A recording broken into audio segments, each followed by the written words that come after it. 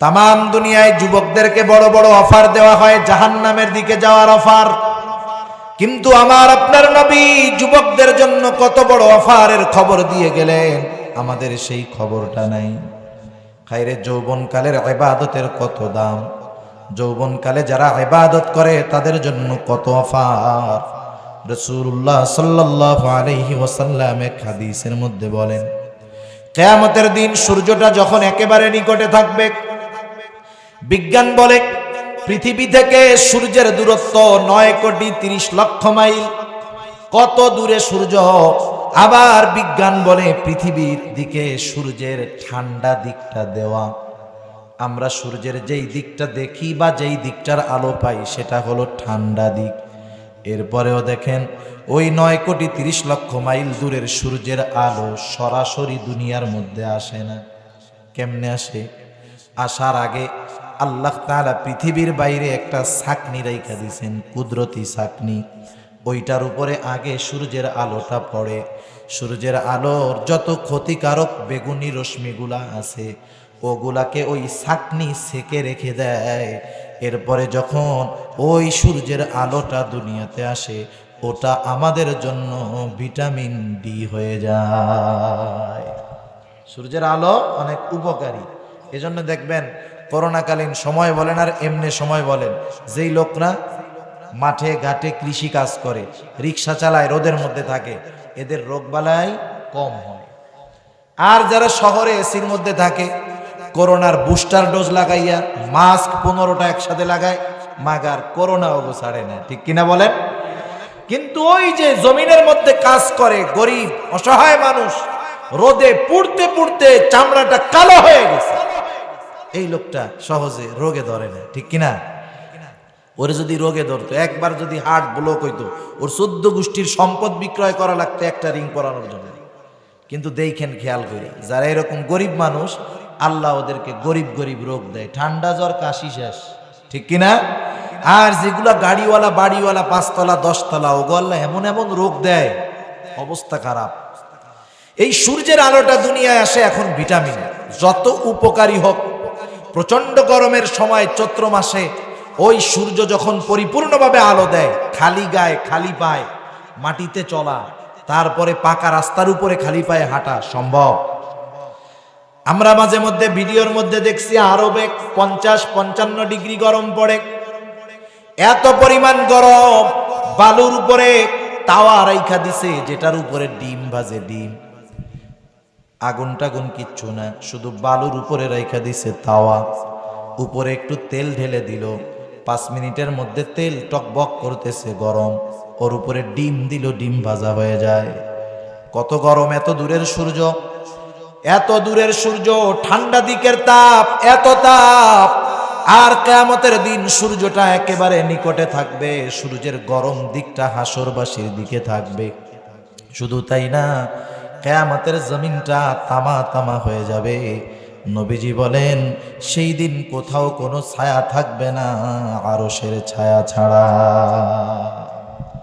আর কোথাও কোনো ছায়া থাকবে না, শুধু আরশের ছায়া থাকবে। নবীজি এবার অফার ঘোষণা করতেছেন, শোনো, ওই দিন ওই কঠিন মুসিবতের সময় মাঝে মধ্যে দেখেন এই যে বাণিজ্য মেলা চলতেছে, মেলার মধ্যে অনেক অফার দেয়। অফারের মধ্যে থাকে 5,000 টাকার মাল যদি কেনা হয়, একটা কুপন দেওয়া হবে। কুপন, মেলার শেষে র্যাফেল ড্র হবে, আপনিও জিততে পারেন 5 লক্ষ টাকার গাড়ি। হয় না? মিনিমাম 5,000 টাকার মাল জিনিস কিনলে একটা কুপন পাবেন, ওইটা জমা দিয়ে যাবেন, মেলার পরে ড্র হবে। নসিব যদি ভালো থাকে তাইলে আপনি 5 লাখ টাকার গাড়ি পেয়ে যেতে পারেন। এই অফার দেওয়ার পরে কি হয়? বউ খালি স্বামীরে ঠেলে, আরে চলো না 5,000 টাকার মাল কিনি, যদি লেগে যায়, যদি লটারিতে পাওয়া যায়। আরে কিছু প্রয়োজন নাই, এরপরেও আলতু ফালতু কিনা অফারটা গ্রহণ করে। ঠিক কিনা বলেন? আমার আপনার নবী অফার দিচ্ছে, ও দুনিয়ার মানুষ, সেই দিন কোথাও কোনো ছায়া থাকবে না আরশের ছায়া ছাড়া। শুনে নাও, সেই দিন 7 শ্রেণীর মানুষ ওই আরশের ছায়ায় স্থান পাবে। নবীজি 2 নম্বরে যাদের নাম ঘোষণা করলেন, যেই শ্রেণীর লোকের কথা বললেন, নবীজি বলেন, শাবুন নাশাউ ফি ইবাদাতিল্লাহ। ওই যুবক যে তার যৌবন ইবাদতের মাধ্যমে অতিবাহিত করছে, সুবহানাল্লাহ। তাহলে এর চাইতে বড় অফার একজন মুসলিম যুবকের জন্য আর কিছু হতে পারে? সেজন্য যৌবনকালে যদি ইবাদত করা হয়, বার্ধক্যকালে অটোমেটিক অ্যাকাউন্টে সওয়াব জমা হইতে থাকে। যে কথার থেকে গেলাম, মাহমুদুল হাসান দেওবন্দি রহমাতুল্লাহি আলাইহি দেখেন দায়িত্বের ব্যাপারে কতটা সচেতন ছিলেন। যে বেতন বাড়ানো হলো, উনি বললেন আমি বুড়া হয়ে গেছি, আগের মতো দায়িত্ব পালন করতে পারি না মন চাইলেও, এই জন্য আমার মন চায় তোমরা তো বেতন বাড়াইলা, আমার মনটা চায় যে আমি আরো যদি 5 টাকা ফেরত দিতে পারতাম ভালো লাগতো। দায়িত্বের ব্যাপারে কতটা সচেতন তারা ছিলেন। সেজন্য যে কোনো দায়িত্ব আমাদের কাছে আমানত, ছোটখাটো দায়িত্ব এটাও আমানত। মনে করেন এই যে মাহফিলের আয়োজন করছে না কত সুন্দরভাবে যুবকরা, আল্লাহ কবুল করুক। প্রত্যেকের এক একটা দায়িত্ব দেওয়া আছে না, যে তোমার দায়িত্ব ওই জায়গায়, তোমার দায়িত্ব স্টেজে, তোমার দায়িত্ব উপস্থাপনায়। এই ক্ষেত্রেও যদি কেউ কারো দায়িত্বের অবহেলা করে, অবশ্যই আমানতের খেয়ানত হবে। এরকম প্রত্যেকটা ক্ষেত্রে সেজন্য দায়িত্ব নেওয়ার আগে চিন্তা করতে হবে, দায়িত্ব যত বড় এর খেয়ানতটা তত বড় হয়। রাষ্ট্রের দায়িত্ব আমানত, রাষ্ট্রের সম্পদ আমানত। একটা সময় তো মানুষ দায়িত্ব নিতে চাইতো না। এক সাহাবীর ব্যাপারে এমন বর্ণনা আছে, সে জানতে পারলো তাকে বড় একটা রাষ্ট্রীয় দায়িত্ব দেওয়া হবে। সে শুধু খবর পাইছে যে তাকে বড় একটা দায়িত্ব দেওয়া হবে রাষ্ট্রের। সে চিন্তায় পড়ে গেল কি করা যায়, আমাকে যদি দায়িত্ব দেয় আর আমি যদি সেই দায়িত্ব পালন না করতে পারি কিয়ামতে কি হবে। এই চিন্তা করে রাত পোহাবার আগেই এলাকা ছেড়ে সে নির্জনে গিয়ে বসবাস করা শুরু করে দিয়েছে। ভয় যে আমার দায়িত্ব যদি দেয়, আমি যদি এই দায়িত্ব পালন না করতে পারি আল্লাহর কাছে কি জবাব দিব, ভয়ে এলাকার থেকে পালাইছে। আর এখনকার জামানা এর ব্যতিক্রম, কি করে দায়িত্ব নেওয়ার জন্য কোটি কোটি টাকা ব্যয় করে, ঠিক কিনা বলেন? অনেক জায়গায় শুনছি আর কি, দেখি নাই আমি জানিও না। এলাকার যেই এলাকার ঘটনা সে এলাকার মানুষ এরকম বলছে, হুজুর আমাদের এলাকায় যারা চেয়ারম্যানিতে দাঁড়াইছে না, এরা নমিনেশন পাওয়ার জন্য 5 কোটি টাকা ব্যয় করছে। 5 কোটি টাকা দায়িত্ব নেওয়ার জন্য এরা সম্পদ ব্যয় করে, মারামারি করে, কাটাকাটি করে, খুনাখুনি করে। আর সাহাবারা ভয়ে দায়িত্ব নিত না, পালায়া চলে যায়। এখন তো মানুষ চিন্তা করে, হায় রে কোনো মতে যদি দায়িত্ব নিয়ে এলাকার মেম্বার হওয়া যায় তাইলে আমার আর কে ঠেকায়, আমি খামু, আমার পরের 3 পুরুষও না বইয়া খাইছে, ঠিক কিনা বলেন? সামান্য একজন মেম্বারের চিন্তা অনেক ক্ষেত্রে এরকম হয়। অথচ খলিফাতুল মুসলিমিনদের ইতিহাস কেমন ছিল? রাষ্ট্রীয় খাজানা তাদের হাতে ছিল, কিন্তু কেমন ছিল জীবন তাদের? রাষ্ট্রের দায়িত্ব তারা কেমনে পালন করত, রাষ্ট্রের সম্পদের হেফাজত তারা কেমনে করত। দেখেন আমি আগেই বললাম, দায়িত্ব যত বড় খেয়ানত তত বড়। কেমনে? মনে করেন একটা ওয়ার্ডে 100 জন মানুষের গম আসছে। অনেক সময় বিজিএফ এর কার্ড, গরিবদেরকে কিছু কার্ড দেওয়া আছে না, এগুলা তো গরিবের হক, এগুলা সর্বশেষ বন্টন হয় ওয়ার্ডে মেম্বারের মাধ্যমে। আলহামদুলিল্লাহ দুনিয়াতে এখন অনেক সৎ মানুষ আছে এখনো, যারা যথাযথভাবে গরিবের হক তাদের কাছে পৌঁছায়া দেয়। আবার অনেকে কি করে, চিন্তা করে যে 100 জন তো, এক একজনের কাছ থেকে যদি 1 কেজি কইরাও মাইরা দেয়, 100 কেজি কম না, 100 কেজি লাগবে না। এই 100 জনের মধ্যে তাদের সম্পদ বন্টন হওয়ার আগে একটা গম যদি চুরি করে, কয়টা গম? 100 মনের কথা বাদ দেন, মাত্র একটা গম যদি সে অন্যায়ভাবে সরায়, বন্টন হওয়ার আগে ওই 100 গমের একটা গমের মধ্যে হক আছে 100 জনের। কত জনের? তাহলে একটা গম যদি সে সরাইলো, 100 জনের খেয়ানত করলো, 100 জনের হক নষ্ট করলো। শুধু হক নষ্ট করলো না, তাকে যেই দায়িত্ব দেওয়া হয়েছিল সেই দায়িত্বের আমানতের খেয়ানত সে করলো। এই কাজটা যদি চেয়ারম্যান করে তাইলে আরো বেশি বান্দার হক নষ্ট করা হবে। এমপি সাহেব যদি করে তাইলে এই আসনে যত মানুষ আছে তাদের হক নষ্ট করা হবে। রাষ্ট্রীয় প্রধান যদি করে তাহলে একটা একটা টাকা যদি রাষ্ট্রের খেয়ানত করে, সেই দেশের যত মানুষ আছে সব মানুষের হক নষ্ট করা হবে। সেজন্য দায়িত্ব বড় জটিল জিনিস। আমানতের খেয়ানত যেমন হয়, বান্দার হক নষ্ট তেমন হয়। এজন্য রাসূলুল্লাহ সাল্লাল্লাহু আলাইহি ওয়াসাল্লাম সতর্ক করেছেন, শোনো, তোমরা সেই দিন আসার পূর্বে সতর্ক হয়ে যাও, যেই দিন আল্লাহ তাআলা বাদী বিবাদীর মধ্যে ফয়সালা করে দিবেন। সেই দিন আসার পূর্বে তোমরা যদি অন্যায়ভাবে কাউকে একটা কথার দ্বারাও কষ্ট দিয়ে থাকো, ওই দিন আসার আগে তোমরা তার কাছে ক্ষমা চেয়ে নাও। কেউ যদি অন্যায়ভাবে একজনকে কথার দ্বারা কষ্ট দেয়, কিয়ামতের দিন এই কষ্ট দেওয়ার বদলা আল্লাহ তাআলা নেকির মাধ্যমে দেওয়া হবে। একদিন রাসূলুল্লাহ সাল্লাল্লাহু আলাইহি ওয়াসাল্লাম সাহাবাদেরকে জিজ্ঞাসা করতেছে, বলো তো কিয়ামতের দিন সবচাইতে নিঃস্ব হবে কে? সাহাবারা বলল, আল্লাহ এবং তার রাসূল ভালো জানে।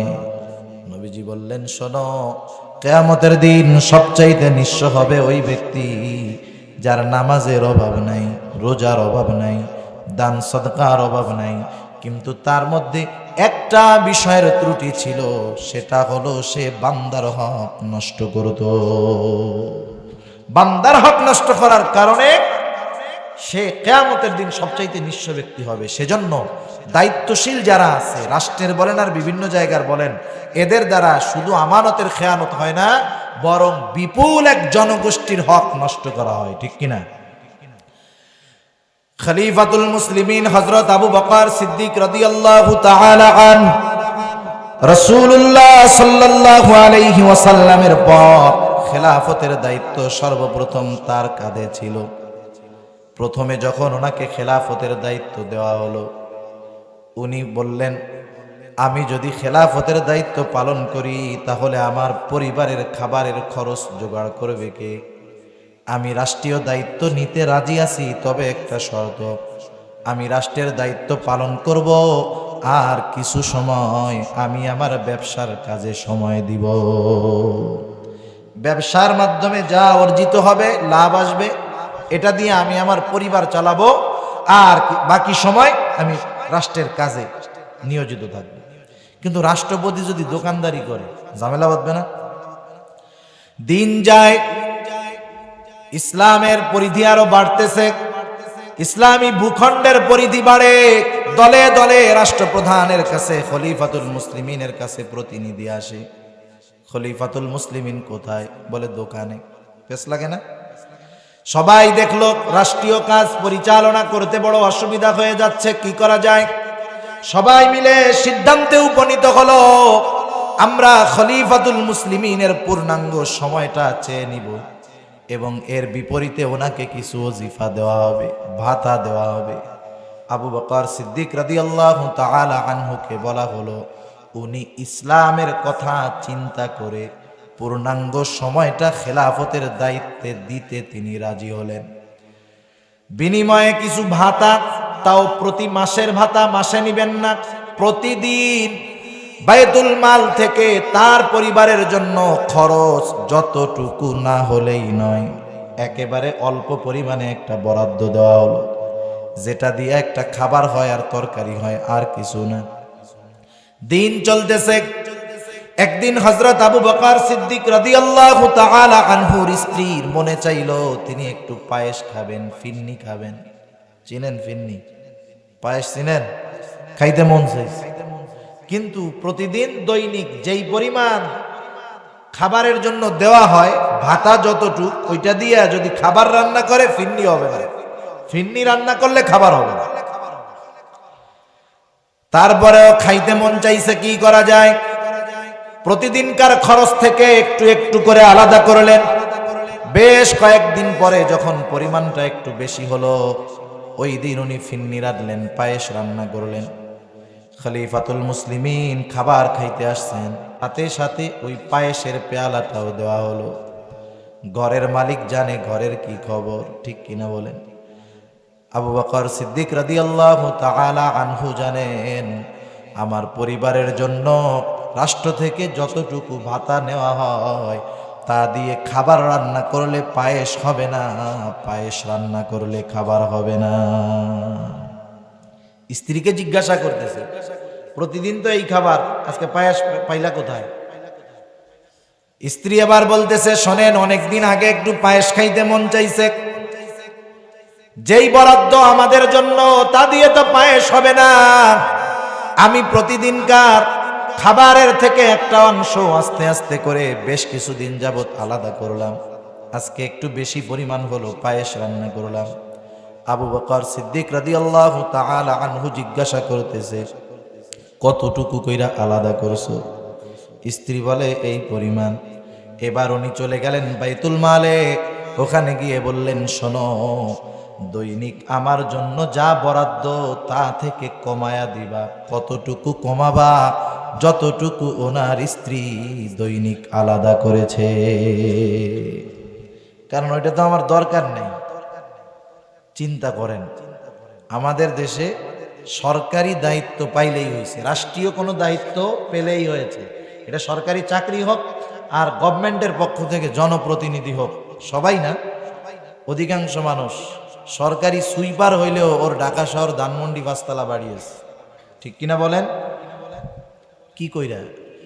আমানতের খেয়ানত করতে করতে এইগুলা করতেছে সব।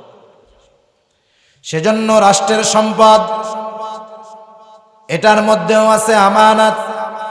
খলিফাতুল মুসলিমিন হযরত ওমর রাদিয়াল্লাহু তাআলা আনহু একদিন রাতের বেলায় বাতি জ্বালায়া কাজ করতেছে। একজন লোক আসছে, আইসা বলে, খলিফাতুল মুসলিমিন, আপনার সাথে আমি কিছু কথা বলতে চাই। বলতেছে, আমার ব্যক্তিগত কথা নাকি রাষ্ট্রীয় কথা বলো? লোকটা বলতেছে, খলিফাতুল মুসলিমিন, কথাটা হলো ব্যক্তিগত কথা। বলার সাথে সাথে হযরত ওমর রাদিয়াল্লাহু তাআলা আনহু বাতি নিভায়া দিছে। বলেন তো, কেউ যদি আমার আপনার বাসায় আসে রাতের বেলা আর যদি বলে আপনার সাথে আমার পার্সোনাল কথা আছে, লাইটটা নিভাই দিলে কি হবে? অপমান বোধ করবে না? চিন্তা করবে যে আসলাম পার্সোনাল কথা কইতে, এখন দেখি বাতি নিভাইয়া দেয়। কারণ আমাদের দেশে তো বাতি নিভাইয়া পিটানো অভ্যাস আছে না? নাই? আছে না? লাইন কাইটা দিয়া পেটানো অভ্যাস তো আছে। এখন ও চিন্তা করবে, ভয় পেয়ে গেছে, কি ব্যাপার? যখনই আমি বললাম আপনার সাথে আমার ব্যক্তিগত কথা আছে, বাতি নিভাইয়া দিল কেন? উনি প্রশ্ন করলেন, খলিফাতুল মুসলিমিন, বাতি নিভাইয়া দেওয়ার কারণ কি? হযরত ওমর বলতেছি, শোনো, তোমার সাথে আমার কথা হবে ব্যক্তিগত কথা, রাষ্ট্রীয় কথা নয়। আমি কথা বলবো ব্যক্তিগত কথা, আর রাষ্ট্রীয় সম্পদের অপব্যয় হবে, এটা হতে পারে না। 2 মিনিট কথা বললে কয় টাকার তেলিট বা পুড়তো, অথচ দেখেন এতটুকু সম্পদের খেয়ানতটাকে তারা কত বড় করে দেখত, ঠিক কিনা বলেন?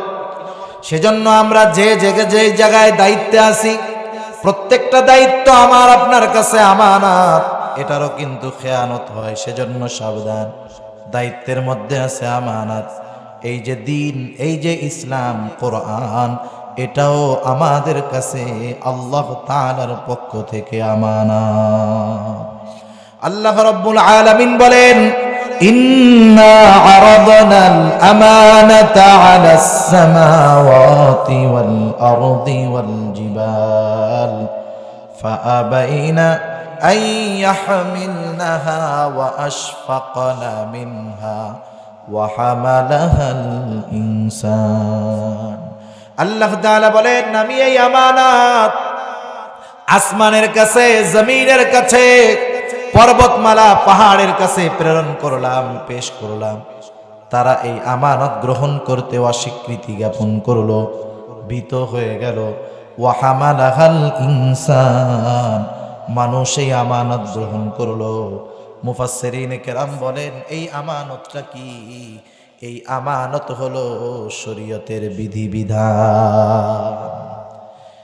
ইসলামে যত বিধিবিধান আছে, আদেশ নিষেধ আছে, সব আমাদের কাছে আমানত। এখন দেখেন, একজন নামাজ পড়ে না, এমন লোক তো নাই আপনাদের এলাকায়, আছে না? বেনামাজি, সে নামাজ পড়ে না, এর দ্বারা সে শুধু গুনাহ করে তা না, সে আমানতেরও খেয়ানত করে। আমি একটা গুনাহ করতেছি, চোখের গুনাহ হোক, জবানের গুনাহ হোক, হাতের গুনাহ হোক, এটা শুধু গুনার কারণে যে গুনাহ হবে তা না, খেয়ানত হবে। এজন্য আল্লাহ তাআলা বলেন, ইয়ালামু খায়িনাতাল আ'য়ুন ওয়া মা তুখফিস সুদূর। আল্লাহ রাব্বুল আলামিন বলেন তিনি জানেন তোমরা চোখের কি খেয়ানত করো, সেটাও আল্লাহ তাআলা জানেন। এজন্য চোখ দিয়ে যুবক ভাই, মোবাইলে যখন তুমি সিনেমা দেখো, একজন বেগানা নারীর চেহারা দেখো, রাস্তায় যখন আরেকটা মেয়ের দিকে তাকাও, শুধু এই বদনজর দেওয়ার কারণে গুনাহ হয় না, আমানতেরও খেয়ানত করা হয়। সেজন্য প্রত্যেকটা পাপ, প্রত্যেকটা গুনাহ এক একটা খেয়ানত। আল্লাহ আমাদের গুনার থেকে বাঁচার তৌফিক দিক। অনেক কথা হইল, আমানতের বিষয়গুলা খেয়াল রাখি। এরপরে নবীজি বললেন সিদকু হাদিসিন, সত্য কথা বলবে। ওই যে চারটা গুণ যার মধ্যে থাকবে, দুনিয়াতে তার যদি আর কোনো কিছু নাও থাকে তাতে কিছু আসে যায় না। মা ফাতাকা মিনাদ দুনিয়া, দুনিয়া যদি তার হাত ছাড়া হয়ে যায় কোনো অসুবিধা নাই। এক নাম্বার নবীজি বললেন হিফযু আমানাতিন, আমানতের হেফাজত করবে। দুই নাম্বার নবী বলেন সিদকু হাদিসিন, সত্য কথা বলবে। মুমিনের ভূষণ হলো সত্য বলা, সত্য মুমিনের ভূষণ, আর মিথ্যা হলো মুনাফিকের আলামত। মুমিন জীবন দিয়ে দেয় তবু মিথ্যা কথা বলে না। রাসূল আকরাম সাল্লাল্লাহু আলাইহি ওয়াসাল্লাম দেখেন সত্যর ব্যাপারে কতটা গুরুত্ব দিয়েছেন। একদিন একজন মহিলা আমার আপনার নবীর কাছে আসছে, ছোট বাচ্চা ছিল তার সাথে, বাচ্চাটা হাতের থেকে ছুটে একটু দূরে চলে গেল। এবার মহিলা মুষ্টি পাকাইছে এরকম, বলে বাবু এদিকে আসো মজা দিব। ছেলেটা এবার মার কাছে আসলো, মহিলা মুষ্টি খুলে তার হাতের মধ্যে একটা খেজুর দিয়ে দিল। আমার আপনার নবী বিষয়টা দেখতেছেন কি করে মহিলা। এবার নবীজি বললেন শোনো, তুমি যদি তার হাতে কিছু না দিতা, তথা তাকে যদি তুমি ধোঁকা দিতা, তুমি একজন মিথ্যাবাদী হিসাবে প্রতিপন্ন হতা, তুমি মিথ্যাবাদী হিসাবে গণ্য হতা। সেজন্য দেখেন সন্তানের সাথেও মিথ্যা বলা যাবে না। আমরা আমাদের ছোট বাচ্চাদের সাথে মিথ্যা কথা বলি, না বুঝা অনেক সময় বলি। মনে করেন ছোট বাচ্চা একটা অপরাধ করে ফেলছে, হায় রে, আল্লাহ তাআলাই তো তার অপরাধের কলম চালু করে নাই। 5 বছরের বয়সের ছেলে, ওর কোনো গুনাহ আছে? জোরে বলেন গুনাহ আছে? ওর জন্য তো কলম উঠায় রাখা হয়েছে। অথচ এই 3-4 বছরের ছেলেটা একটা গ্লাস ভেঙে ফেলছে, প্লেট ভেঙে ফেলছে, আমরা কি করি? ওই কাম করছে, মার মেজাজটা গরম হয়ে গেছে, ঠিক না? সন্তানের সাথে মার একটা সম্পর্ক আছে। সন্তান মার চোখের ভাষা বুঝে, চোখের ভাষা, চোখেরও ভাষা আছে না? কতজন চোখ দিয়া কত কিছু ইশারা দেয়, এক চোখ খোলা রেখে আর এক চোখ টিপ মারে, আছে না নাই? এটা একটা ভাষা না? এটা একটা ভাষা। চোখ বড় করলে এটা একটা ভাষা। চোখ দিয়া অনেক সময় ডাকে, এরকম এরকম, আছে না নাই? চোখের ভাষা আছে। চোখের যেমন কোমল ভাষাও আছে, চোখের যেমন তেমন কঠোর ভাষাও আছে। চোখ যদি বড় বড় করে লাল হয়ে যায়, তাইলে বুঝে কি কাম সারা, এটা তো রাগ হয়ে গেছে, ঠিক না? ছোট বাচ্চা মার চোখের ভাষা বুঝে। মার তো পছন্দের গ্লাসটা ভেঙে ফেলছে, সংসারের জিনিস। মহিলাদের কিন্তু সংসারের ছোটখাটো জিনিস অনেক প্রিয়, আর যেটা যত পুরান হয় ওইটার প্রতি তত মহব্বত মহিলাদের বেশি বাড়ে, ঠিক না?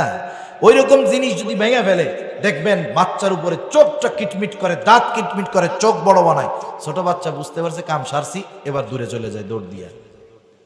আর মার তখন কি মন চায় বলেন তো? ওরে কাছে পেলে পিটাইতাম। এখন তো দৌড়াদৌড়ি করা যাবে না, কি বলে, এদিকে এদিকে, কিচ্ছু বলবো না, এদিকে এদিকে। এবার ছোট বাচ্চা মার কথা বিশ্বাস করে মার কাছে আসে, আসে কি আসে না? এগুলো আমাদের হইছে, আপনাদের জীবনেও হইছে, আপনাদের পরিবারের লোকজন এখনো করে। এবার বাচ্চা কাছে আসলো, আসার পরে কি করে? কোলের মধ্যে নিয়ে সুম্মা দেয় নাকি? কি করে? ধুমসে আকারে পিটানি দেয়। এই কাজটা আপনি আপনার বাচ্চার সাথে, আমি আপনার বাচ্চার সাথে 1 দিন 2 দিন 3 দিন 4 দিন 5 দিন করলাম, ও আসলো বিশ্বাস করে। এক সময় কি হবে জানেন? ও একটা দোষ করবে, ও পালায় চলে যাবে, ডাক দিলে আর আসবে না। ও কি বলবে তখন? না না না, তুমি এখন জানি কাছে গেলে মারবা, তুমি যাবো না, তুমি মিথ্যা কথা কও। এই ছোট বাচ্চা, ছোট ক্ষতিটা কি হচ্ছে দেখেন। রাসূলুল্লাহ সাল্লাল্লাহু আলাইহি ওয়াসাল্লাম বলেন, শিশুকালের শিক্ষার কিন্তু অনেক দাম। নবীজি বলেন, শিশুকালের শিক্ষা হলো পাথরের উপরে খোদাই করার মতো। এখনো মাঝে মধ্যে দেখবেন মাটি খুঁড়তে গিয়া পাথরের শিলালিপি পায়। গবেষণা করে বলে এই পাথরের উপরে 10,000 বছর আগে লেখা হয়েছে, এখনো পরিষ্কার লেখাগুলা বোঝা যায়। শিশুকালের শিক্ষাটা ঠিক ওই রকম। শিশুকালে সে যা শিখে, সে যা বুঝে, বড় হলে ওর বাস্তব প্রতিফলন ঘটে। ওই শিশু বাচ্চা আমি আপনি মিথ্যা বলার কারণে যখন আমাকে আপনাকে অবিশ্বাস করা শুরু করবে, বড় হওয়ার পর আমার আপনার প্রতি তার অবিশ্বাসটা থেকেই যাবে। কি করলেন? এই বাচ্চার সাথে ছোটবেলায় 2-4টা মিথ্যা কথা বইলা তামাম জিন্দেগি তার চোখে নিজেকে মিথ্যাবাদী বানায়। সুতরাং সাবধান, ছোটদের সাথে কখনো মিথ্যা কথা বলা যাবে না। এজন্য নবী সত্য কথা বলতে বলেন। নবীজি বলেন ইন্নাস সিদকা ইয়াহদি ইলাল বির ওয়া ইন্নাল বিররা ইয়াহদি ইলাল জান্নাহ। নবীজি বলেন সত্য, নিশ্চয়ই সত্য মানুষকে কল্যাণের দিকে নিয়ে যায়, আর কল্যাণ মানুষকে জান্নাতের দিকে নিয়ে যায়।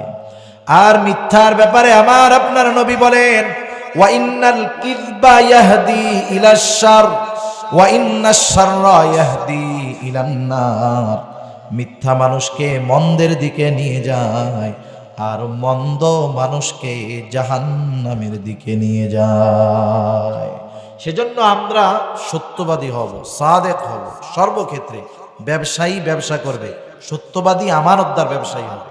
সত্যবাদী আমানতদার ব্যবসায়ী, আহা এই ব্যবসায়ীদের ব্যাপারে কেমন এক ফজিলত।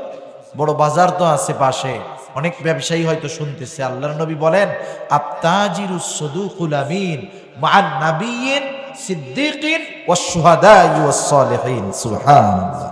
যে ব্যবসায়ী আমানতদার সত্যবাদী, আমানতদার সত্যবাদী, আমানতদার সত্যবাদী, এই 2টা গুণ যেই ব্যবসায়ীর মধ্যে আছে, সে কখনো 2 নম্বর মালকে 1 নম্বর বলে বেচবে না। ঠিক কিনা বলেন? সে কখনো সয়াবিনের সাথে পাম অয়েল মিশাবে না, সে ওজনে কম দিবে না, সে ভেজাল করবে না, মানুষকে ধোকা দিবে না। কারণ নবীজি বলেন যে ধোকা দেয় সে আমার উম্মত না। একদিন নবীজি বাজারে গেছেন, একজন শস্যর স্তূপ রেখে দিছে, উপরে হাত দেখা যায় সব শুকনা, সবগুলা শুকনা। নবীজি ভেতরে হাত ঢুকিয়ে দিয়েছেন, এখন দেখেন ভেতরে ভিজা। নবীজি জিজ্ঞাসা করলেন ভেতরে ভিজা কেন, উপরে শুকনা কেন? কারণ মানুষ যদি শুকনা দেখে, এটা ভিজা দেখে কিনবে না, শুকনা দেখলে কিনবে। আবার দেখেন শুকনা যেটা এটা 1 কেজিতে বেশি হবে, কিন্তু ভেজা যেটা 1 কেজিতে কম হবে, কারণ ভেজাটার সাথে পানি আছে। এজন্য আমাদের দেশে কিছু ভাই এই জালিয়াতিটা করে। কেমনে করে? গরুর গোশত বিক্রি হয় আপনাদের এদিকে, হয় না? কিছু কসাই ভাই আছে এই কাজটা করে, জবাই দেওয়ার পরে জব্বর আকারে পানি ঢালে, জব্বর আকারে পানি ঢালে। তখন কি হয় জানেন? গোশতের মধ্যে যখন পানি ঢালবে, ওই গোশত পানিকে শুইসা নেয়, টাইনা নেয়, কারণ তার রক্ত চলে যায়। তো ডাক্তার যখন কারো ডিহাইড্রেশন হয়, ডায়রিয়া হয়, কি বলে? বেশি বেশি পানি খান, কারণ আপনার পানি শূন্যতায় ভুগতেছেন, বেশি বেশি পানি খান, তাহলে পানির অভাব দূর হবে। ওই গরুর মধ্যে থেকে যখন রক্ত চলে যায়, ওর একটা টানার চাহিদা তখনও থাকে। ওই পানি যখন ঢালে, মাশাল্লাহ 10 বালতি ঢাললে 1 বালতি পানি গোশতের সাথে মিশে যায়। 20 কেজি 10 কেজি পানি যদি 1 বালতিতে থাকে, তাইলে আমাকে আপনাকে ফাঁকি দিয়া ওই 1 কেজি পানির দাম 600-700 টাকা করে নেয়। ঠিক কিনা বলেন? সেজন্য ধোঁকা দেওয়া যাবে না কোনো ক্ষেত্রে। নবীজি বলেন মান গাশশানা ফালাইসা মিন্না, যে ধোঁকা দেয় সে আমার উম্মত হতে পারে না। সব জায়গায় সত্যবাদী আমানতদারিতা রক্ষা করবে। 3 নাম্বার নবী বলেন ওয়া হুসনু খুলুকিন, উত্তম চরিত্রওয়ালা হওয়া, উত্তম আখলাকওয়ালা হওয়া। নবীজি আমাদেরকে উত্তম চরিত্রের হতে বলেছেন। এখন আমরা কাকে অনুসরণ করব, কাকে মডেল বানাবো? পরিপূর্ণ উত্তম আখলাকওয়ালা যদি হতে হয়, এমন কাউকে মডেল বানাতে হবে, এমন কারো অনুসরণ করতে হবে যার চরিত্রের মধ্যে কোনো অপূর্ণাঙ্গতা নাই। তামাম দুনিয়ায় এমন কোনো মানুষ দেখাতে পারবেন না একজন ছাড়া যে তার চরিত্রের মধ্যে পরিপূর্ণতা আছে। দেখানো যাবে? একজন মাত্র ব্যক্তি আছে, তিনি হলেন আমার আপনার নবী। সেজন্য নবীজি বলেন বুইসতু লিউতাম্মিমা মাকারিমাল আখলাক। নবীজি বলেন উত্তম আখলাককে পরিপূর্ণতা প্রদানার্থে আমাকে প্রেরণ করা হয়েছে। প্রত্যেকটা নবী উত্তম আখলাকওয়ালা ছিলেন, কিন্তু আমার আপনার নবী উত্তম আখলাককে পরিপূর্ণতা দানকারী ছিলেন। কেমন নবীর চরিত্র! দুনিয়াতে আমরা আমাদের চারিত্রিক সার্টিফিকেট মাঝে মধ্যে লাগে না, সরকারি চাকরিতে লাগে, বিভিন্ন জায়গায় বিভিন্ন অ্যাপ্লাই করার জন্য প্রশংসাপত্র, চারিত্রিক প্রশংসাপত্র লাগে। আমরা আনতে যাই কার কাছে? চেয়ারম্যানের কাছে। আর যদি পৌরসভা হয় কাউন্সিলরের কাছে। দেখা যাবে একজন শাইখুল হাদিস, সে তার চরিত্রের সনদপত্র আনতেছে একজন মদখোরের কাছ থেকে। ঠিক কি ঠিক না? মনে করেন একজন শাইখুল হাদিস তার চরিত্র যে ভালো এর সার্টিফিকেট দিচ্ছে একজন লোক, কাউন্সিলর, চেয়ারম্যান অথবা অন্য কেউ। দেখা যাবে সে মদখোর, ইয়াবাখোর, গাঁজাখোর, মানুষের হক নষ্ট করে। ঠিক কিনা বলেন? কিন্তু দেখেন আমার আপনার নবীজির চারিত্রিক সনদপত্র দুনিয়ার কেউ দেয় নাই। আমার আপনার নবীজির চারিত্রিক সনদপত্র দিয়েছেন আল্লাহ। কেমন সার্টিফিকেট, কেমন সনদপত্র দিয়েছে আল্লাহ তাআলা বলেন ওয়া ইন্নাকা লাআলা খুলুকিন আযীম। আপনাকে আমি মহান চরিত্রে অধিষ্ঠ করেছি। সুবহানাল্লাহ। শুধু চারিত্রিক পরিপূর্ণতার ঘোষণা দেন নাই আল্লাহ, এখানে শেষ না, আবার আমাদেরকে বলতেছে। কি বলতেছে? আল্লাহ তাআলা বলেন লাকাদ কানা লাকুম ফি রাসূলিল্লাহি উসওয়াতুন হাসানাহ। আল্লাহ তাআলা বলেন অবশ্যই তোমাদের জন্য রাসূলের জীবন আদর্শের মধ্যে রয়েছে উত্তম আদর্শ। আমাদেরকে নবীজির আখলাক অনুসরণ করার কথা বলা হয়েছে। কত দাম এই সৎ চরিত্রের জানেন? হযরতে আবু হুরায়রা রাদিয়াল্লাহু তাআলা আনহু হতে বর্ণিত হাদিস। নবীজিকে জিজ্ঞাসা করা হলো, ইয়া রাসূলুল্লাহ, মিজানের মধ্যে সবচাইতে ওজন হবে কোন আমল? আমলের ওজন হবে, আমল গণা হবে না, কত বড় তাও দেখা হবে না, আমলের ওজন হবে। কি হবে বলেন? ওজন হবে। কি হবে? ওজন হবে। কষ্ট হইতেছে আপনাদের? বুঝতেছি, ফাঁকা জায়গা, বাতাস ঠান্ডা একটু লাগতেছে। আর বেশি সময় না, অনেক সময় হয়ে গেছে। ভাবছিলাম 1 ঘন্টা বলবো, 1 ঘন্টা 10-15 মিনিট, 20 মিনিট হয়ে গেছে। আর একবারে অল্প সময়। মিজানের মধ্যে আমলের ওজন হবে, কত জায়গা নিয়ে আছে আমল, এটা দেখা হবে না। নবীজিকে জিজ্ঞাসা করা হলো, মিজানের মধ্যে সবচাইতে ওজন হবে কোন আমল? আমার আপনার নবী নামাজের কথা বলেন নাই, রোজার কথা বলেন নাই, হজের কথা বলেন নাই, যাকাতের কথা বলেন নাই। নবীজি বললেন শোনো, মিজানের মধ্যে সবচাইতে ওজন হবে যেই আমল, তার নাম হলো উত্তম চরিত্র। উত্তম চরিত্র। একটা মানুষের অনেক পরিচয় আছে। একজন মানুষ সে ভাই, একজন মানুষ সে স্বামী, একজন মানুষ সে বাবা, একজন মানুষ সে নানা, একজন মানুষ সে রাষ্ট্রপতি। ঠিক না? রাষ্ট্রপতি সে কারো বাবা, কারো দাদা, কারো নানা, কারো ভাই, কারো বন্ধু। এই প্রত্যেকটা পরিচয়ের মধ্যে আখলাক আছে, উত্তম আখলাক আছে। একজন স্বামী উত্তম স্বামী হবে, একজন বাবা উত্তম বাবা হবে। কেমনে হবে?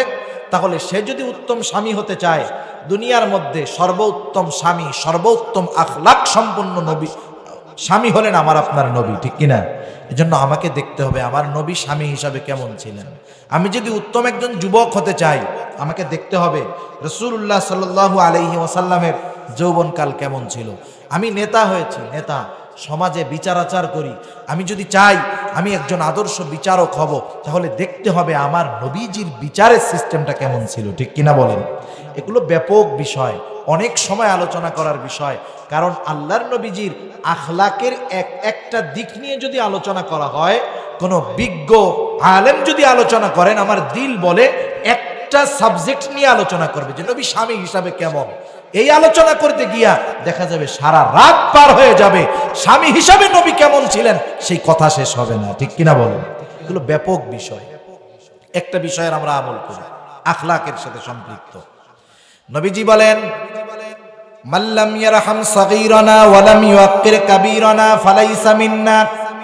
নবীজি বলেন যে ছোটকে স্নেহ করে না, ছোটর উপরে রহম করে না, তথা ছোটকে ভালো স্নেহ করে না, আবার নবীজি বলেন ওয়ালাম ইউআক্কির কাবীরানা, যে বড়কে সম্মান করে না, শ্রদ্ধা করে না, নবীজি বলেন ফালাইসা মিন্না, সে আমার উম্মত নয়। সেজন্য আমরা আজকে থেকে একটা আমল করব। কি আমল? আমরা যারা বড়, আমরা ছোটদেরকে স্নেহ করব। ছোটদের কি করব? স্নেহ করব, ভালোবাসবো। আর যারা আমাদের বড় তাদেরকে কি করব? শ্রদ্ধা করব। এই হাদিসের মধ্যে একটা রহস্য আছে। বুজুর্গানে দিন বলেন রহস্যটা কি? দেখেন, আল্লাহ তাআলা আগে বড়দেরকে বলছেন যে এই বড়রা তোমরা ছোটদের কি করো? স্নেহ করো। এরপরে ছোটদের বলছে এই ছোটরা তোমরা বড়দের সম্মান করো। এর দ্বারা কি বোঝা গেল জানেন?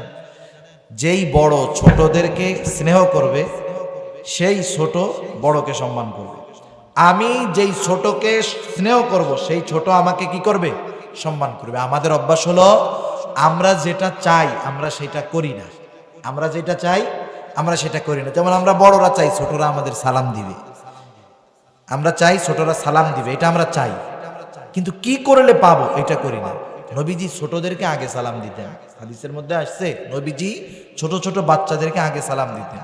কিন্তু আমরা যখন কোনো ছোট মানুষ আমাদের আশপাশ দিয়ে যায় আমরা এরকম তাকাই থাকি সালাম দেয় কিনা। খেলে যদি সালাম না দেয় সামনে যায় বাজারে ওর বাবার সাথে দেখা, চা খাই আর কই ভাই আপনি লোকটা কত ভালো, কিন্তু ছেলেটা এত বেয়াদব হইল কেমন? বেচারা তো ভয় পেয়ে গেছে। কি হয়েছে ভাইজান? আহা কি যে অবনতি আপনার ছেলে, এই যে পাশ দিয়ে আসলাম দেখা হইল, আদব নাই, লেহাজ নাই, সালাম কালাম নাই। হায় হায়, আমি যদি এই চিন্তা না কইরা ওই ছেলেটার একদিন সালাম দিতাম, আসসালামু আলাইকুম ভাতিজা ভালো আছো, ভাগ্নে ভালো আছো, একদিন দুই দিন তিন দিন দেওয়ার পরে ও আপনাকে দূর থেকে দেখাই চিন্তা করলো দূর চাচা প্রতিদিন আগে সালাম দেয়, আজকে আমার আগেই দিতে হবে, দূর থেকে বলবে আসসালামু আলাইকুম। ঠিক কিনা বলেন? এই বড় কইরা সালামটা আমরা চাই, কিন্তু কি করলে পাওয়া যাবে এটা আমরা করি না। ঠিক না? সেজন্য আমরা ছোটদেরকে স্নেহ করব, বড়দেরকে সম্মান করব। আমি বড় মানুষ, ছোটদেরকে সালাম দিব, দেখবো এক সময় ছোটরা আমাকে সালাম দেয়। যাই হোক, 3 নাম্বার লাগবে উত্তম আখলাক। 4 নাম্বার নবীজি বলেন ওয়াইফাতুন ফি তুমাতিন, হালাল রিজিক, হালাল খাবার। কারণ হালাল খাবার এতটা গুরুত্বপূর্ণ, যদি কেউ হালাল না খায় ইবাদত কবুল হবে না, যদি হারাম খায় জান্নাতে যেতে পারবে না। নবীজি বলেন লা ইয়াদখুলুল জান্নাতা জাসাদুন গুদিয়া বিল হারাম, হারাম ভক্ষণকারীর শরীর জান্নাতে প্রবেশ করবে না। নবীজি এই জন্য উপার্জনকে হালাল করার ব্যাপারে গুরুত্ব দিয়েছেন, কারণ যেই ব্যক্তি কষ্ট করে হালাল উপার্জন করে সে কিন্তু ওই হালাল উপার্জন দিয়ে হারাম খাইতে চায় না। এজন্য নবীজি হালাল উপার্জনের কত বড় ফজিলত, নবীজি বলেন কাসবুল হালালি ফারিদাতুন বাদাল ফারিদা, ফরজ ইবাদতের পরে অন্যতম ফরজ ইবাদত হলো হালাল উপার্জন করা। সেজন্য সমাজে অনেক নিচু পেশার মানুষ আছে কিন্তু এরা হালাল উপার্জন করে, আছে না? যেমন কুলি, দিনমজুর, এই যে মাঝে মধ্যে বড় বড় দোকানের সামনে ওই যে বস্তা টাইনা দেয়, এরা হালাল উপার্জন করে। আল্লাহর কসম, ওই যে উঁচু চেয়ারে বসে, সচিবালয়ের চেয়ারে বসে, অনেক বড় বড় পদে বসে ঘুষের টাকা কামাই করে, আছে না নাই? কি পরিমাণ ঘুষ যে বাংলাদেশে চলে অবাক হয়ে যেতে হবে। কয়েকদিন আগে একজন জমি রেজিস্ট্রি যে অফিসগুলায় হয় ওই জায়গার একজন মহিলা, দুর্নীতি দমন কমিশন ওইখানে অভিযান চালাইছে। দিনের একটা অংশে, সারা দিনের হিসাব না, দিনের একটা অংশ 2-3 ঘন্টায় তার ডয়ারের মধ্যে ঘুষের টাকা 3.5 লাখ, 3,60,000। এটা পুরা দিনের কামাই না, এটা হলো দিনের একটা অংশের কামাই। কি পরিমাণ অবৈধ উপার্জন করতেছে। এরকম যারা করতেছে তাদের ঘরে কি আল্লামা আহমদ শফি হবে? আরে তাদের ঘরে তো ঐশী হবে, ঠিক কিনা বলে? পিচ্চি হান্নান কালা জাহাঙ্গীর হবে, শুধু সময়ের অপেক্ষা। সেজন্য আমরা হালাল উপার্জন করব। নিম্ন পেশার হালাল উপার্জনকারী যারা আছে তাদের কাজের কারণে কখনো তাদের ছোট মনে করব না। অনেক সময় আমরা রিক্সাওয়ালা ঘেমে যায়, যার সাথে একটু ঘাম লাগলে তাকে তিরস্কার করি, হিংসা করি। খবরদার, একজন কুলি দিনমজুর পরিশ্রম করতেছে, গা দিয়ে টপ টপ করে ঘাম বেয়ে পড়তেছে, তার সাথে একটু আমার লেগে গেছে, আমি ঘৃণা করি, খবরদার করব না।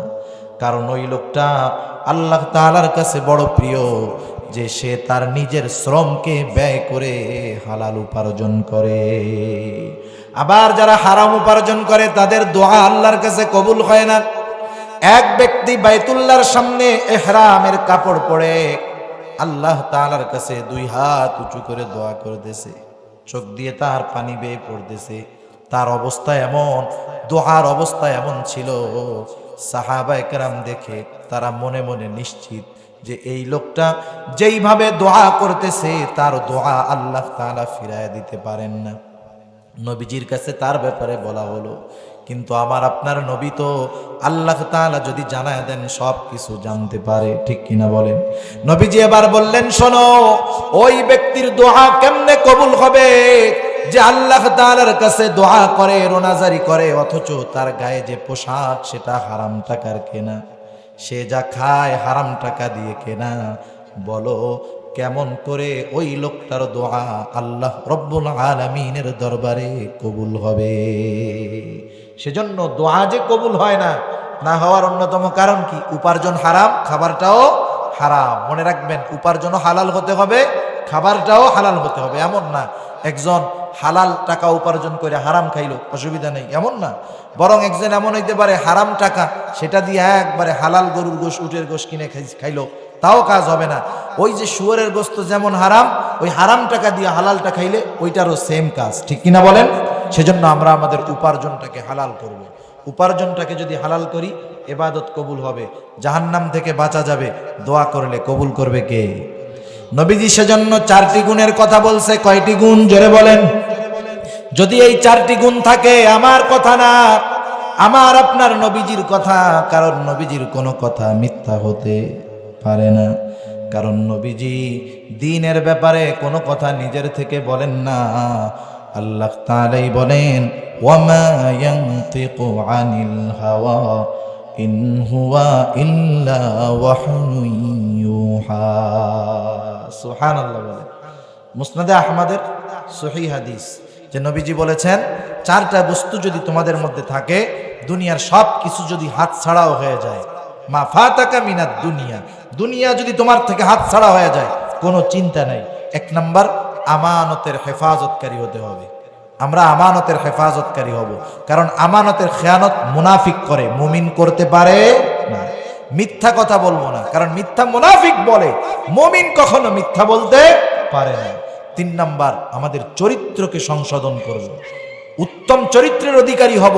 এজন্য আমার আপনার নবীজির জীবনী পাঠ করব আমরা, যে আমার আপনার নবীর আখলাক কেমন ছিল, প্রতিবেশীর সাথে তার আখলাক আচরণ কেমন ছিল, সন্তানদের সাথে, মেয়েদের সাথে, পরিবারের, রাষ্ট্রের মানুষের সাথে, স্ত্রীদের সাথে আচরণ কেমন ছিল জানবো, আবার আমলে পরিণত করব। তাহলে উত্তম আখলাকওয়ালা হওয়া যাবে ইনশাআল্লাহ। আর 4 নম্বর, হালাল রিজিক, উপার্জনটা বেশি খেয়াল করব, যে আমার উপার্জনের মধ্যে কোনো টাকা হারাম পথে আসে কিনা। খাবারটাও হালাল করব। নবীজি বলেন 4টা জিনিস যদি থাকে তোমার আর টেনশন নাই। কেন নাই? বুজুর্গানে দিন বলেন, এই 4টা জিনিস যেই মোমেন রক্ষা করবে, হায় রে, তার রিজিকের জিম্মাদারি, দুনিয়ার প্রয়োজনীয়তার সব কিছু গ্রহণ করবে কে? আল্লাহ তাআলা গ্রহণ করবে, কোনো চিন্তা নাই। এই 4 গুণ যার মধ্যে আছে, নিঃসন্দেহে সে মুত্তাকি, ঠিক কিনা বলেন? আর আল্লাহ তাআলা কি বলেন? ওমাইয়াত্তাকিল্লাহা ইয়াজআল লাহু মাখরাজা ওয়া ইয়ারযুকুহু মিন হাইসু লা ইয়াহতাসিব। বলেন সুবহানাল্লাহ। মুত্তাকি বিপদ আপদ মুসিবতে পড়লে বিপদ থেকে বাইরে হওয়ার রাস্তা কে দেখায়া দিবে? আল্লাহ তাআলা বলেন, তুমি চিন্তা কইরো না, তুমি তো মুত্তাকি, তোমার রিজিকের ব্যবস্থা আমি আল্লাহ কোন জায়গা থেকে করব তুমি কল্পনাও করতে পারবা না। সুবহানাল্লাহ। এই আমার রিজিকের, আমার বিপদ আপদ থেকে উদ্ধারের জিম্মাদারি যদি আল্লাহ তাআলার কাছে চলে যায়, টেনশন আছে? কোনো টেনশন নাই। সেজন্য 4 গুণ অর্জন করব। এরপরে আয়াতের তরজমাগুলো বলে শেষ করে দেই। আল্লাহ তাআলা আদেশ করলেন, ইন্নাল্লাহা ইয়া'মুরুকুম আন তুআদ্দুল আমানাতি ইলা আহলিহা। 1 নম্বরে, আমানতগুলা যার, এই আমানত যার হক, সেই হকদারদের কাছে তোমরা আমানতগুলা ফিরায়া দাও। এটা সর্বক্ষেত্রে হতে পারে। এরপরে আল্লাহ তাআলা কি বললেন? ওয়া ইযা হাকামতুম বাইনান নাস আন তাহকুমু বিল হক। মানুষের মধ্যে যারা বিচার করে, আল্লাহ তাআলা বলেন তোমরা ন্যায় বিচার করবা। ন্যায় বিচারকের ফজিলত কত জানেন? ওই যে আরশের নিচে যে 7 শ্রেণীর মানুষ স্থান পাবে, 1 নম্বরে থাকবে কে? আল্লাহর নবী বলেন ইমামুন আদিলুন, বলেন সুবহানাল্লাহ। 1 নম্বরে থাকবে ন্যায়পরায়ণ বাদশা। সেজন্য আমরা সমাজেও বিচার আচার আমরা করি, সমাজেও বিচারক অনেক আছে, সালিশ মোকামে সব করে লোকজন আছে না নাই? অনেক মানুষ 500 200 1000 2000 50,000 ঘুষ খেয়ে অপরাধীকে একেবারে পবিত্র বানায় দেয়, আর যে অপরাধ করে নাই তাকে কুলসিত বানায় দেয়, আছে না নাই? খবরদার, আল্লাহ তাআলা আদেশ করতেছে যে মানুষের মধ্যে তোমরা ন্যায় বিচার করবা। এই 2 আদেশ করার পরে আল্লাহ তাআলাই বলতেছে না, ইন্নাল্লাহা নি'মা ইয়াইদুকুম বি। আহা, কত সুন্দর ওয়াজই না আল্লাহ তাআলা আমাদেরকে করলো। এখন এই ওয়াজ শুইনা আমল করতেছি কি করতেছি না আল্লাহ তাআলা জানেন কি জানেন না? এজন্য আল্লাহ তাআলা বলেন, শোনো, ইন্নাল্লাহা কানা সামিআন বাসীরা, নিশ্চয়ই আল্লাহ তাআলা সর্বশ্রোতা এবং সর্বদ্রষ্টা। আল্লাহ সুবহানাহু ওয়া তাআলা আমাদেরকে এই নসিহতগুলোর উপরে আমাদের সবাইকে আমল করবার তৌফিক দান করুক। সবাই বলি আমিন। ওয়া আখিরু দাওয়ানা আনিল হামদুলিল্লাহি রাব্বিল আলামিন। আসসালামু আলাইকুম ওয়া রাহমাতুল্লাহি ওয়া বারাকাতুহু।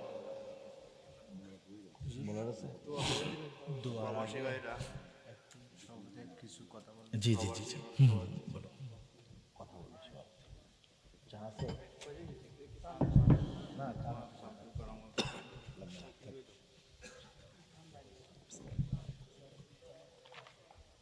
লাগবে না লাগবে না। আসসালামু আলাইকুম ওয়া রাহমাতুল্লাহি ওয়া বারাকাতুহু।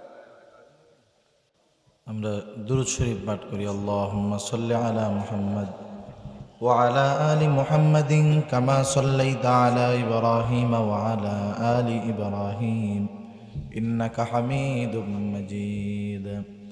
আল্লাহুম্মা বারিক আলা মুহাম্মাদিন ওয়া আলা আলি মুহাম্মাদ কামা বারাকতা আলা ইব্রাহিম ওয়া আলা আলি ইব্রাহিম ইন্নাকা হামিদুম মাজিদ।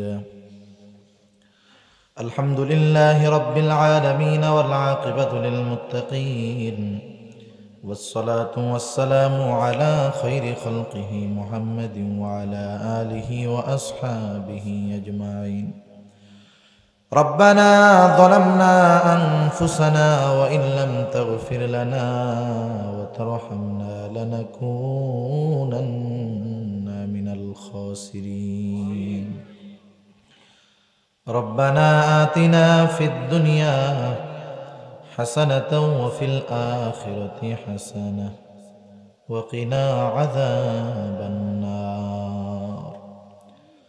ربنا لا تزغ قلوبنا بعد إذ هديتنا وهب لنا من لدنك رحمة إنك أنت الوهاب. ওগো আল্লাহ, গভীর রাত পর্যন্ত দিনই আলোচনা করার পর গুনাহ মাখা হাত আপনার শাহী দরবারের দিকে তুলে ধরেছি। আয় আল্লাহ, রাত্র যত গভীর হয় দুনিয়ার মানুষের দরজাগুলা বন্ধ হয়ে যায়, আর রাত্র যত গভীর হয় আপনার রহমতের দুয়ার তত উন্মোচিত হয়। আয় আল্লাহ, রাতে 3 ভাগের 1 ভাগ শেষ। হাদিসের মধ্যে আসছে এই সময় তো আপনি আপনার বান্দাদেরকে ডাকেন, কার কি প্রয়োজন আমার কাছে চাও, আমার কাছে চাও। আয় আল্লাহ, আমরা তো আপনার মুখাপেক্ষী, আমাদের চাওয়ার কোনো শেষ নেই। সর্বপ্রথম আপনি আমাদের বিগত জীবনে সকল প্রকার কবিরা সগীরা গুনাহগুলা মাফ করে দেন। ইয়া রাব্বাল আলামিন, যে যেখান থেকে হাত উঁচু করেছে আল্লাহ প্রত্যেকের সকল প্রকার গুনাহগুলা মাফ করে দেন। খাস করে মাহবুদ আমাদের আত্মীয় স্বজন যারা দুনিয়াতে বেঁচে আছে তাদেরকে মাফ করে দেন। যারা দুনিয়া থেকে চলে গেছে আল্লাহ তাদের গুনাহগুলা মাফ করে তাদের কবরগুলাকে আপনি জান্নাতের টুকরা বানায়া দেন। ইয়া রাব্বাল আলামিন, খাস করে আজকের এই মাহফিল আপনি কবুল আর মঞ্জুর করেন আল্লাহ। আয় আল্লাহ, যেই সংস্থার উদ্যোগে মাহফিল, আয় আল্লাহ এই সংস্থা আপনি কবুল আর মঞ্জুর করে নেন ইয়া রব্বাল আলামিন। খাস করে যারা অর্থ দিয়ে, শ্রম দিয়ে, সময় দিয়ে, সৎ পরামর্শ দিয়ে, আয় আল্লাহ প্রচন্ড শীতের মধ্যে শীতকে উপেক্ষা করে আয় আল্লাহ উপস্থিত হয়ে এই মাহফিল সফলতার জন্য সহযোগিতা করেছে, প্রত্যেকের সকল প্রকার সাহায্য সহযোগিতা আপনি কবুল আর মঞ্জুর করে নেন। আয় আল্লাহ কে কোন আশায় সহযোগিতা করেছে আপনার জানতে বাকি নাই। আয় আল্লাহ প্রত্যেকের মনের নেক চাওয়া, নেক আশা আপনি কবুল আর মঞ্জুর করে নেন। খাস করে মাওলা অনেক প্রবাসী ভাইরা সহযোগিতা করেছে, তাদেরকে কবুল আর মঞ্জুর করে নেন। আয় আল্লাহ যারা প্রবাসে আছে সুস্থ রাখেন, ভালো রাখেন, আয়ের ভিতরে বরকত দেন, ঈমান আমলের উপরে রাখেন। আয় আল্লাহ স্বাবলম্বী হয়ে পুনরায় মায়ের কোলে ফিরে আসার তৌফিক আল্লাহ আপনি দিয়ে দেন ইয়া রাব্বাল আলামিন। এই মাহফিল কিয়ামত পর্যন্ত জারি রাখার জিম্মাদারি আপনি আপনার হাতে নিয়ে নেন। আয় আল্লাহ অনেক যুবকেরা পরিশ্রম করেছে, মুরব্বীরাও সহযোগিতা করেছে, আল্লাহ সবাইকে কবুল আর মঞ্জুর করে নেন ইয়া রাব্বাল আলামিন। तमाम দুনিয়ার মুসলমানদেরকে মাফ করে দেন আল্লাহ। আয় আল্লাহ যারা ইসলাম এবং মুসলমানদের বিরুদ্ধে ষড়যন্ত্রে লিপ্ত আল্লাহ, তাদের সকল প্রকার ষড়যন্ত্র চক্রান্তকে আপনি ধ্বংস করে দেন ইয়া রাব্বাল আলামিন। জালেমদেরকে হেদায়েত দেন, হেদায়েত দেন। হেদায়েত যদি না থাকে আল্লাহ, তাদের ব্যাপারে আপনি আসমানি ফয়সালা গ্রহণ করেন ইয়া রাব্বাল আলামিন। আমরা যারা হাত উঁচু করেছি আল্লাহ, আমাদের মধ্যে হয়তো অনেকের মা নাই, অনেকের হয়তো বাবা নাই। আয় আল্লাহ মা বাবা কত বড় নেয়ামত, যার নাই সে বোঝে মা বাবা কত বড় নেয়ামত। আয় আল্লাহ দুনিয়ার মধ্যে সন্তান, মা বাবা, সন্তান, স্ত্রী, ভাই বোন স্বার্থের কারণে ভালোবাসে আল্লাহ, কিন্তু এই মোহাব্বতের মা বাবা সন্তানদেরকে নিঃস্বার্থে ভালোবাসে আল্লাহ। আয় আল্লাহ অনেকে হয়তো এই মোহাব্বতের মা বাবাকে নিজের হাতে কবরে শুয়ে রাখছে আল্লাহ। দুনিয়ার অপর প্রান্তে আমেরিকার খবর মুহূর্তের ভিতরে পাওয়াও যায়, দেখাও যায়, কিন্তু ওই 3 হাত মাটির নিচে মোহাব্বতের মা বাবার কবরের খবর জানাও যায় না, দেখাও যায় না। আয় আল্লাহ গুনার কারণে যদি কারো মা বাবার কবরে আযাব হয়, এখানে অনেক উলামায়ে কেরাম আছেন, তালিবুল ইলম আছে, আপনার দাড়ি পাকা অনেক বান্দা আছে, অনেক যুবক আবেদ আছে। আয় আল্লাহ যাকে পছন্দ, যারা আমল পছন্দ, তারা আমলের ওসিলায় ওই মা বাবার কবরের আযাব আল্লাহ আপনি মাফ করে দেন। কবরগুলা আপনি জান্নাতের টুকরা বানায়া দেন। কিয়ামতের দিন ডান হাতে আমলনামা দিয়ে হিসাব সহজ করে জান্নাতের ব্যবস্থা আপনি করে দিয়েন। যাদের মা বাবা বেঁচে আছে আল্লাহ সুস্থ দীর্ঘ নেক হায়াত আল্লাহ আপনি দান করেন ইয়া রাব্বাল আলামিন। আমাদের স্ত্রী সন্তান আমাদের জন্য চক্ষু শীতলকারী হিসাবে কবুল করে নেন। যাদের সন্তান অবাধ্য আছে আল্লাহ সন্তানগুলাকে বাধ্য করে দেন। আয় আল্লাহ যারা অভাবে আছে অভাব দূর করে দেন, যারা ঋণগ্রস্ত আছে ঋণ পরিশোধ করার তৌফিক আল্লাহ আপনি দিয়ে দেন। হারাম হালাল বেঁচে চলার তৌফিক দেন। যারা বেকার আছে উত্তম হালাল কর্মসংস্থানের ব্যবস্থা করে দেন। আয় আল্লাহ কার মনে কি চাওয়া জানি না, সকলের মনের নেক চাওয়া নেক আশা কবুল মঞ্জুর করে নেন। মা বোনদেরকে কবুল করেন আল্লাহ। 5 ওয়াক্ত নামাজি বানায়া দেন, পর্দা নিশিন বানায়া দেন। আয় আল্লাহ বেনামাজিদেরকে নামাজি বানায়া দেন, সুন্নাত বিহীন মানুষগুলোকে সুন্নাতওয়ালা বানায়া দেন। আয় আল্লাহ যুব সম্প্রদায়কে সকল প্রকার পাপ অশ্লীলতা থেকে আপনি হেফাজত করেন। মোবাইল ইন্টারনেটের ফিতনা থেকে আল্লাহ আমাদের সবাইকে আপনি হেফাজত করেন। গুনাহ মুক্ত জিন্দেগি গঠন করার তৌফিক আল্লাহ আপনি দিয়ে দেন। আমাদের অন্তর আপনার এবং আপনার হাবিবের মোহাব্বত দিয়ে ভরপুর করে দেন আল্লাহ। আয় আল্লাহ, আমাদের প্রত্যেককে জীবনে কমপক্ষে একবার হলেও মক্কা মদিনা জিয়ারত করার তৌফিক আল্লাহ আপনি দিয়ে দেন। ইয়া রাব্বাল আলামিন, জীবনে একবার হলেও আপনার ঘরে লাগানো হজরে আসওয়াদে চুম্বন করার তৌফিক আল্লাহ আপনি দিয়েন। জীবনে একবার হলেও আপনার হাবিবের রওজার পাশে দাঁড়াইয়া প্রাণ ভরে সালাম দেওয়ার তৌফিক আল্লাহ আপনি আমাদেরকে দিয়ে দিয়েন। আয় আল্লাহ, স্বপ্ন যোগে একবার হলেও রাসূলুল্লাহর দর্শন আমাদেরকে নসিব কইরেন আল্লাহ। একবার হলেও রাসূলের দর্শন আমাদের নসিব কইরেন আল্লাহ।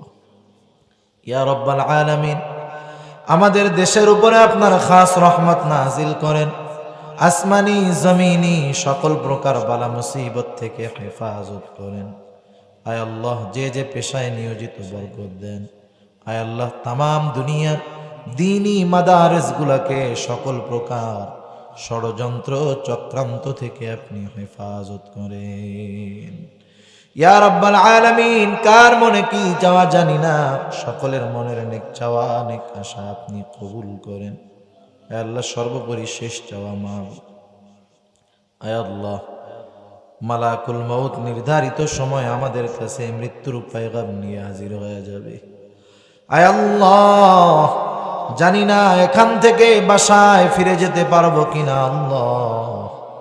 আয় আল্লাহ, জানি না আমাদের মধ্যে কার নামটা আসমানি দপ্তরে মৃত বলে লেখা হয়ে গেছে। আয় আল্লাহ, জানি না কার কাফনের কাপড় বাজারের কাপড়ের দোকানে চলে আসছে। আয় আল্লাহ, জানি না কার কবরের বাসটা না জানি ঝাড়ের মধ্যে পেকে গেছে। আয় আল্লাহ, জানি না কার কবরের চাটাইয়ের দোকানে চলে আসছে। আয় আল্লাহ, মালাকুল মউত যথাসময়ে হাজির হয়ে যাবে। এমন একটা মুসিবত, এমন একটা বিপদ, দুনিয়ার কেউ উপকারে আসবে না, না বন্ধু, না মোহাব্বতের মা বাবা, না কলিজার টুকরা স্ত্রী সন্তান। আয় আল্লাহ, ওই কঠিন মুসিবতের সময় আপনি আপনার গোলামদের ভুলে যেয়েন না আল্লাহ। আপনি দয়া করে আপনার প্রত্যেকটা গোলামের জবানে তাওহীদের কালিমা নসিব করে দিয়েন। ইহদিনাস সিরাতাল মুস্তাকিম, ইহদিনাস সিরাতাল মুস্তাকিম, সিরাতাল লাযীনা আন'আমতা আলাইহিম غير المغضوب عليهم ولا الضالين